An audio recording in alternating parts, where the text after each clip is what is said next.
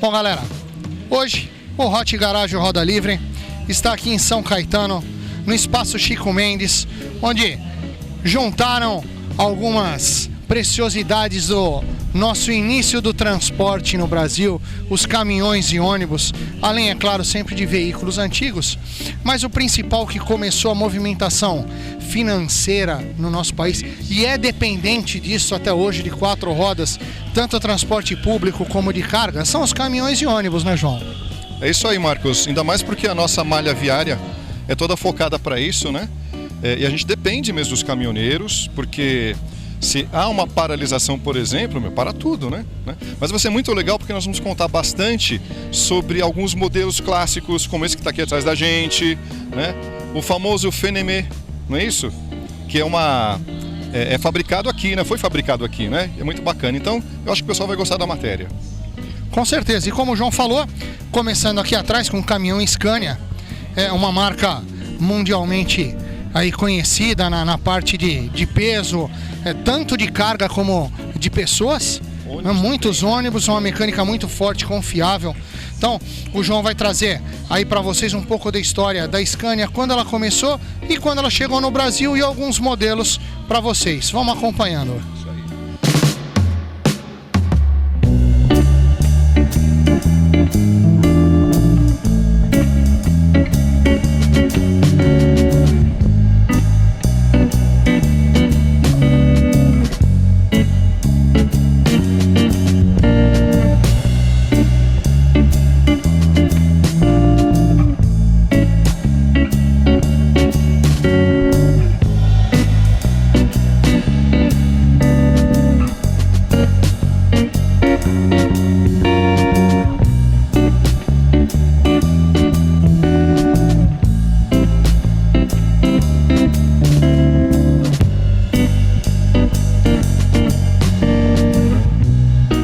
João, e a gente está com mais um ícone dos caminhões, que é a linha Fenemé, com a tradicional porta suicida. É mesmo, essa porta aqui fez sucesso, né, cara? Inclusive tinha no DKV essa porta, né? Mas o legal do caminhão Fenemé foi feito aqui, né? Se você olhar o símbolo é FNM. Para a região do norte, o alfabeto, a forma de ensinar é um pouco diferente. Então fica FEF, NN, MM, então ficou como Fenemé, né? E é um grande ícone da nossa indústria brasileira.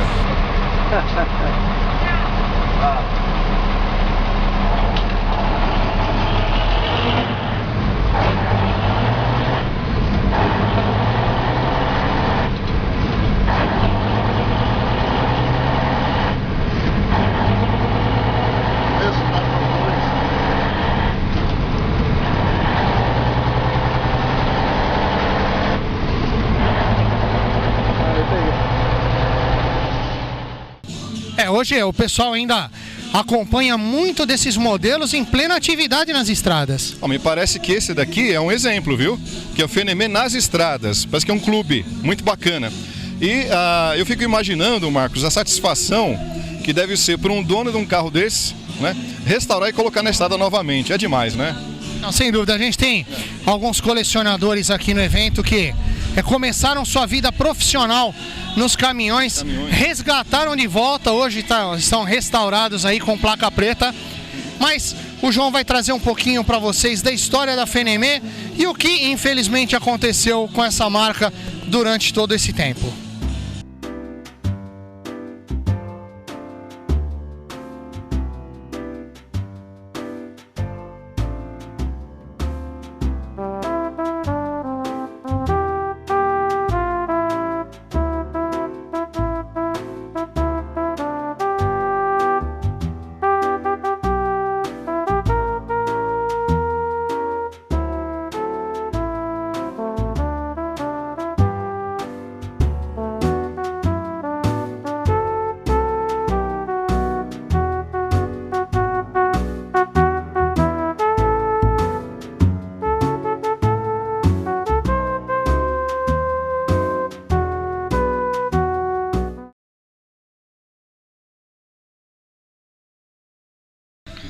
Bom, João, e a gente está numa marca que não tem nem o que falar, Chevrolet Brasil.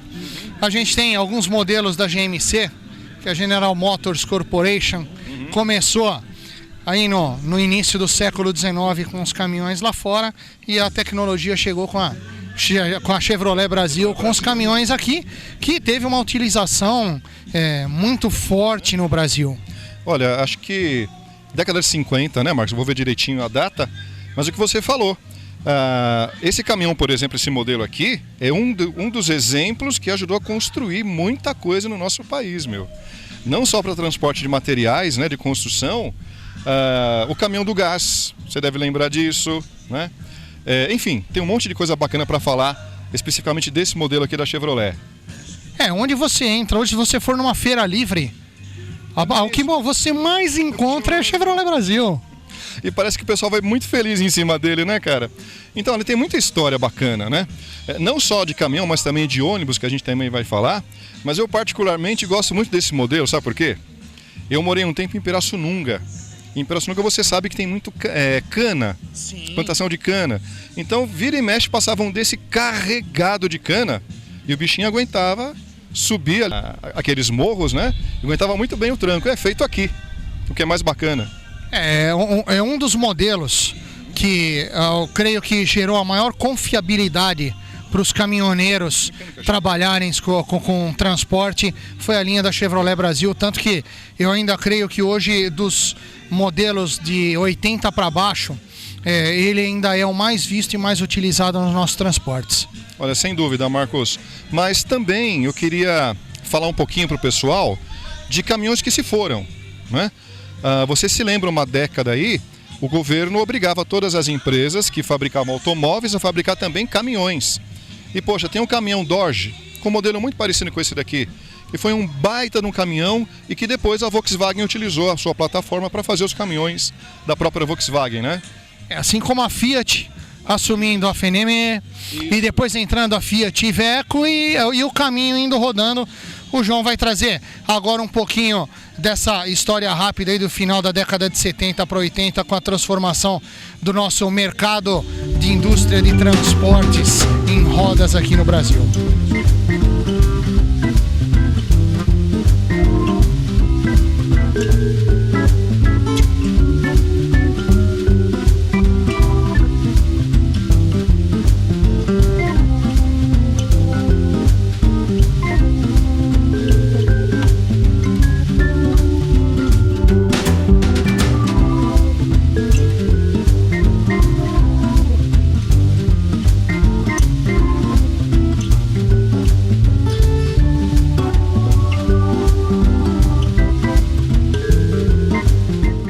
Bom, João, e a gente falando de todas essas belezas, desses gigantes, a gente não pode deixar de mencionar o que apaixona e deixa muitos admirados, são a linha dos importados. Aqui a gente está com o Internacional, uma marca também famosa, mas a hora que a gente olha, esse é um caminhão zero. Mas a gente tem os Kenworks aqui, Peterbilt, os Max, que são os mais famosos. De bombeiro, por exemplo, né? Olha, eu tava dando uma olhada aqui enquanto o João preparava a câmera. Rapaz, o que tem de cromado aqui, meu, né? Tá melhor que o espelho da minha casa isso aqui. Então vamos falar sim dos caminhões que vêm de fora, que são verdadeiras obras de arte e muitos se transformam até em casas, né? O pessoal transforma para poder viajar aí pelos Estados Unidos.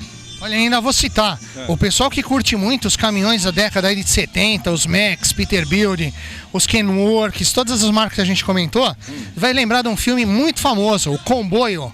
São máquinas aí, o Comboio é bacana, vamos ver centenas de caminhões aí, quem puder dar uma buscada nesse filme, é muito bacana. Fica a dica, né? Fica a dica do filme, então. E o João que vai, durante o comentário aí, mostrar alguns desses modelos que a gente mencionou para vocês. Isso aí.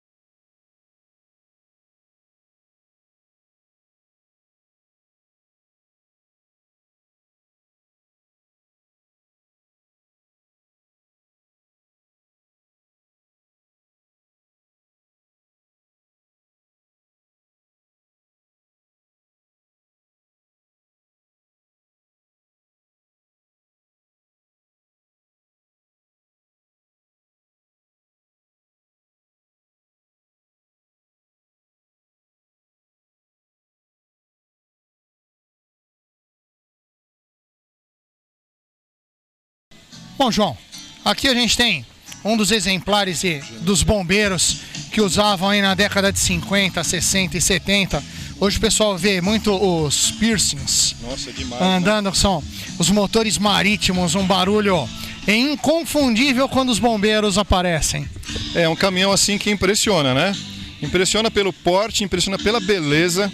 Porque você pode perceber, você passa na frente de qualquer quartel de bombeiro, os caras estão sempre dando um trato nas máquinas, porque eu acho que faz parte também, né? Você vê um caminhão de bombeiro na rua, claro, muitas vezes numa ocorrência, né? Mas não tem como não admirar uma máquina dessa daqui. A gente aí, através do Hot Garage e do Roda Livre, fazer uma homenagem aos bombeiros, que é uma classe que eu considero até um pouco... São diferenciados, são muito além do que de ser humano. Eles são pessoas fora de série que, além de fazer o excelente trabalho que fazem, eles são apaixonados pela profissão. E apaixonados pelas viaturas, pela ferramenta de trabalho deles, como você falou, não tem como não reparar. E agradecer pessoas como o seu Edson do Guindaste Tatuapé, de ter um acervo maravilhoso e na perfeição que ele tem.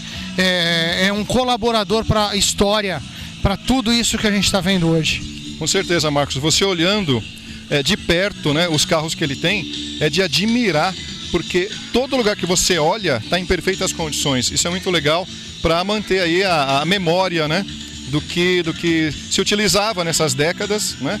E é muito legal ter uma pessoa como ele, né, que mantém viva essa chama aí do antigo mobilismo. Vamos ver se em breve a gente consegue trazer o acervo do seu Edson para vocês verem e entenderem meio o que a gente está falando.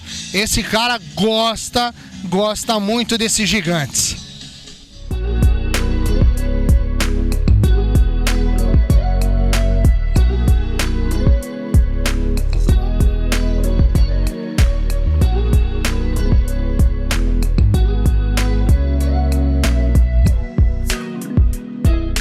Bom, João, agora a gente vai entrar no transporte público, nos ônibus.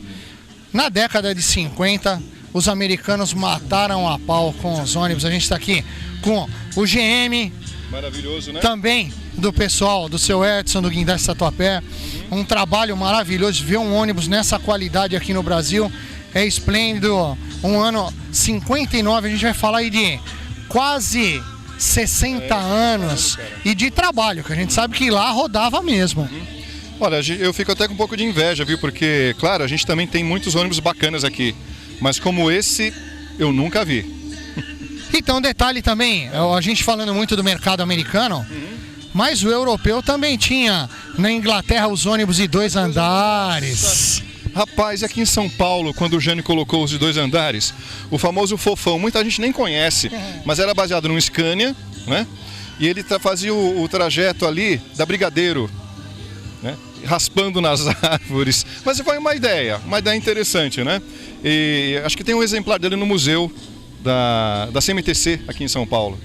E por falar em CMTC, João, traz um pouquinho da história da CMTC, dos bondinhos, como começou os bondes aqui no Brasil, para o pessoal ter uma ideia do que a gente vai começar a falar a respeito dos ônibus. Vamos fazer isso, andei muito de CMTC, viu?